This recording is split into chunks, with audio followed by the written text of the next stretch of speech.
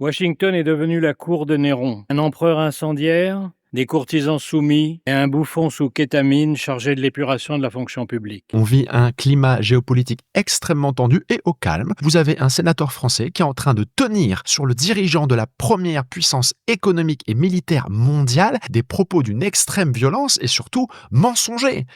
Néron n'a pas incendié Rome. L'incendie qui a lieu au mois de juillet 64 et qui dure une semaine, qui ravage une large partie de Rome, malheureusement, s'inscrit dans une série. Il y en aura un de nouveau en 69, un en 80. Rome est à l'époque très densément peuplée, près d'1 million d'habitants, et on y trouve un nombre considérable d'insulae, c'est-à-dire d'immeubles, d'habitations, dans lesquels le bois est un matériau de construction majeur, charpente, plancher. Alors certes, l'incendie de 64 s'est démarqué par son ampleur, mais pas besoin de la volonté d'un empereur fou pour qu'il ait eu lieu. Problème, plusieurs sources antiques désignent Néron comme étant effectivement l'incendiaire, mais ce sont des sources dont on sait qu'elles étaient biaisées. Ces auteurs étaient parfaitement hostiles à Néron. On sait par ailleurs que Néron était absent de Rome au moment du déclenchement de l'incendie, et surtout que son propre palais est parti en fumée. Or, il abritait de vastes collections artistiques auxquelles l'empereur tenait par-dessus tout. Il est absolument invraisemblable qu'il n'ait pas cherché à les protéger en amont d'un tel incendie. Cela dit, on sait par Tacite que des rumeurs vont immédiatement pointer du doigt l'empereur comme étant l'incendiaire, et les projets de reconstruction de la ville, et notamment de nouveaux palais qu'il met en chantier, vont donner du grain à moudre